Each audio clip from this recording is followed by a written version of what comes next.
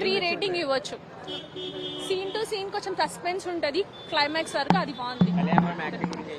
బాగుంది, మొత్తం ఆయనే హ్యాండ్స్ మీదే పోతుంది మూవీ. అసలు మనం ఆ సస్పెన్స్ అన్ని సీన్స్ సస్పెన్స్ ఉంటాయి కదా, బీజిఎం మీద అంత పోదు.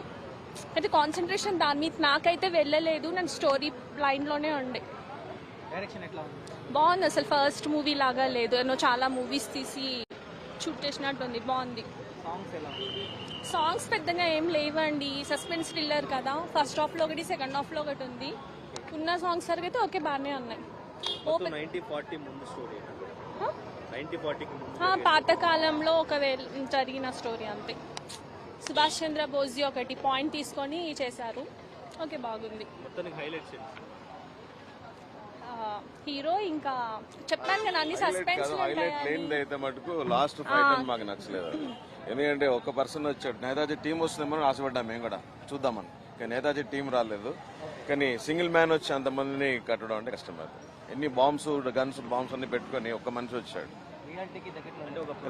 నేతాజీ పిక్చర్ మొత్తం ఓవరాల్ చాలా బాగుంది. కళ్యాణ్ బాబు యాక్షన్ బాగుంది. లాస్ట్ ఫైట్ ఒకటి మాకు మేము అనుకున్న ఇంకా రాలేదు. అది నేతాజీ టీం వస్తుంది అనుకున్నాం మేము. నేతాజీ కూడా రాలేదు లాస్ట్కి, ఏదో లాస్ట్కి వచ్చి కనపడుకొని వెళ్ళిపోయారు. అదే కొంచెం సస్పెన్స్ అది. అసలు ప్రొడ్యూసర్ డైరెక్ట్ చేసాడో కూడా తెలియదు, అది సస్పెన్స్ అది. Okay, thank you.